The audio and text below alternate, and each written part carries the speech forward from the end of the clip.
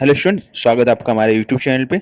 आज हम लोग बात करेंगे एसएससी सीजीएल 2026 के लिए जीके रिवीजन सीरीज कंप्लीट। ठीक है, तो सेट 7 देखते हैं। तो इसमें हम लोग देखते हैं मेडिवल हिस्ट्री, जो कि विजयनगर एम्पायर और आर्ट से रिलेटेड है। तो देखो डायनेस्टिक सक्सेशन क्या हुआ है। देखो पहले संगम वंश आया 1336 से 1485, फिर सलुआ वंश आया।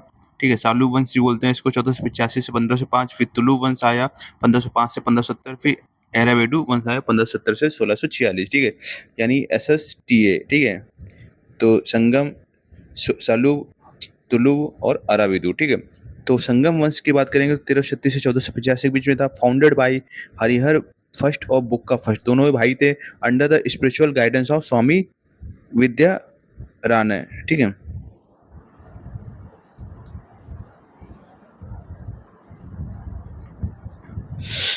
ठीक है। सलु वंश 1485 से 1505 के बीच में, तो फाउंडेड बाय सलु नरसिम्हा। तुलु वंश 1505 से 1570 के बीच में था, फाउंडेड बाय वीर नरसिम्हा, जो कि ग्रेटेस्ट रूलर था।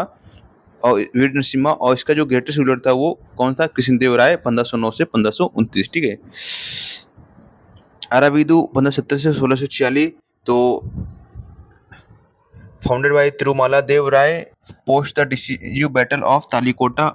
इसको राक्षस तंगड़ी युद्ध भी बोलते हैं, 1565 में होता है। ठीक है, तो कृष्णदेव राय की कंट्रीब्यूशन क्या था? Literary works. ठीक है, तो compose Amuktamalya, Telugu treatise on statecraft या पोएटिक्स, और जम्बावती कल्याणम संस्कृत ड्रामा है। इसमें अष्टदिग्गज थे, 8 कोर्ट पोएट्स थे, include अल्लासानी पेड्डन्ना, author of Manu Charitram. ठीक है, टाइटल्ड आंध्र कविता पितामह, तेनाली रामकृष्ण थे इन्हीं के, कृष्णदेव राय के। ठीक है, तो आर्की आर्किटेक्चर टर्न देखेंगे तो build the Hazara Rama temple Hampi, built during Krishnadev Rai's region of Vithala temple, famous for carved musical pillars and monolithic stone chariot, constructed earlier 15th century, completed under later Tulu rulers, established the city of नागलपुरम। ठीक है, तो foreign visitors देख लेते हैं। तो Nicol दी कॉन्टी, ठीक है, Italian का था, वो देवराय फर्स्ट के शासनकाल में आया 1420 में। ठीक है, अब्दुल रजाक पर्शियन इनवाई था, ये देवराय सेकंड के शासनकाल में आया 1443।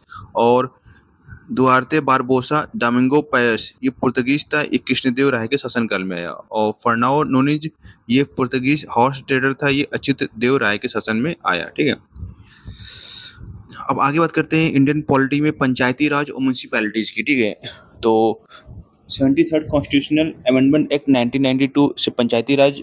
ठीक है, और 74th कॉन्स्टिट्यूशनल अमेंडमेंट एक्ट 1992 से म्यूनसिपैलिटीज। ठीक है, तो कॉन्स्टिट्यूशनल प्लेसमेंट तो देखो भाई, तो पार्ट 9 में है पंचायती राज, आर्टिकल 243 से 240 में। ठीक है, जबकि अगर म्यूनसिपैलिटीज की बात करते हैं तो पार्ट 9 में है आर्टिकल 243 से 243 के। ठीक है, शेड्यूल्स एंड फंक्शनल आइटम देखेंगे तो 11 शेड्यूल, 29 फंक्शनल सब्जेक्ट्स हैं पंचायती राज में, जबकि म्यूनसिपैलिटीज में कितने हैं? 12 शेड्यूल हैं और 18 फंक्शनल सब्जेक्ट हैं। ग्राम सभा या वार्ड कमेटी, तो ग्राम सभा आर्टिकल 243 में है, और foundation of panchayati raj compromises all registered voters in the village. Ward committee article 243 में है, in areas with population greater than 3 lakh होनी चाहिए। ठीक है, और रिजर्वेशन आर्टिकल 243D और 243T में है। तो पंचायती राज क्या है? मैंडेटरी है, वो greater than equal to 1/3 seats for women including chairperson. ठीक है, SC/ST कोटा बाई पॉपुलेशन। और जबकि पंचायत म्यूनसिपैलिटीज में क्या होता है? मैंडेटरी है, ग्रेटर देन और equal 1/3 seats for women including chairperson, SC/ST quota by population, same condition है। और फाइनेंस देखो, ये आर्टिकल 243D के तहत है ये पंचायती राज में, और 243D के तहत है म्यूनसिपैलिटीज में। ठीक है, फाइनेंस कमीशन तो आर्टिकल पंचायती राज में 243I के तहत, आई फॉर इनकम, और 243Y के तहत है ये म्यूनसिपैलिटीज में। तो पंचायती राज की बात करें तो constituted by governor every 5 years to review financial position. अगर बात करते हैं म्यूनसिपैलिटीज में, तो state finance commission covers municipal finance under article 243Y। अगर बात करें स्टेट इलेक्शन कमीशन की, तो पंचायती राज है 243K में।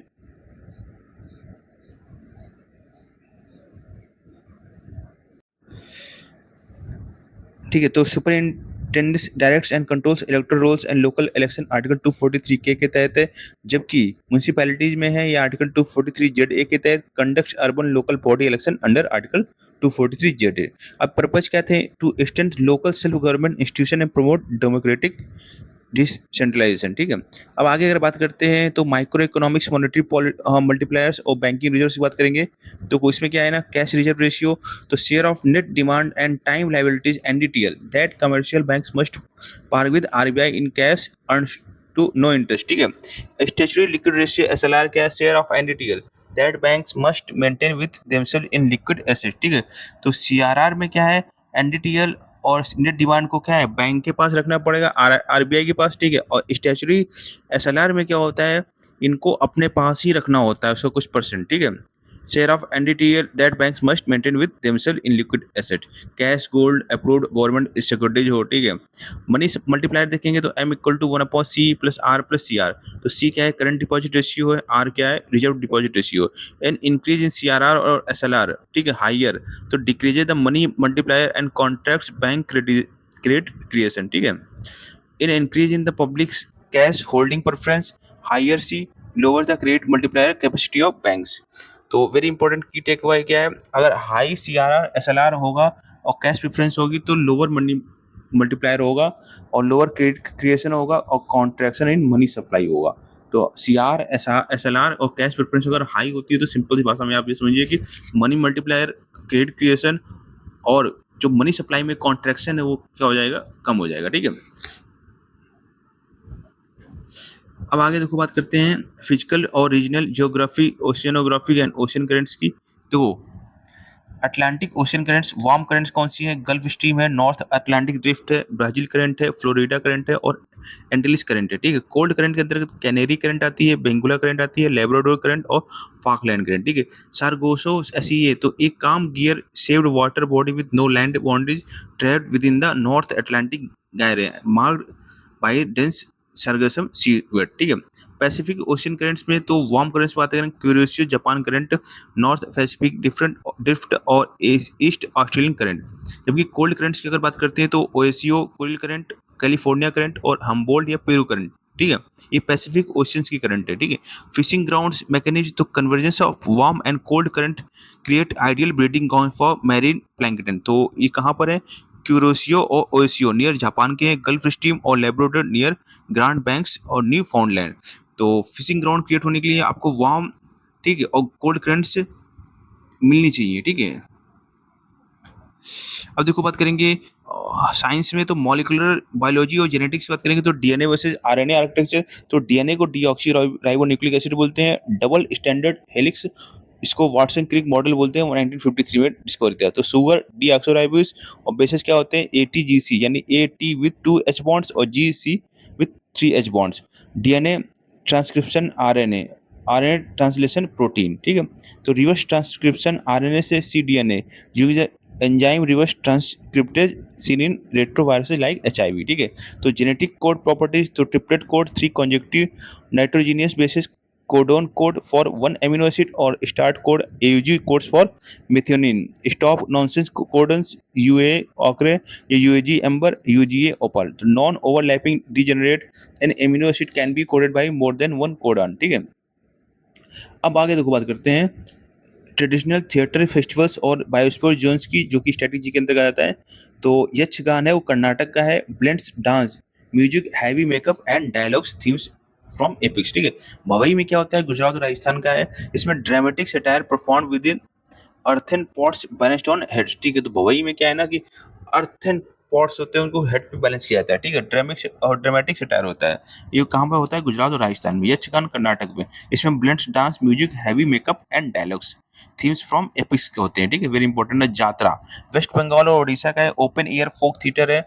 माच ये मध्य प्रदेश का है, मालवा रीजन का है। तमाशा महाराष्ट्र का है, involves Lavani dance and singing. नौटंकी कहाँ की है, उत्तर प्रदेश की है, based on romantic historical folklore, ठीक है। अब बात करेंगे UNESCO world network of biosphere reserves in India से, ठीक है, सिलेक्टेड की लेंगे। तो नीलगिरी है तमिलनाडु, केरला, कर्नाटक में, फर्स्ट फ्रॉम इंडियन 2000, ठीक है।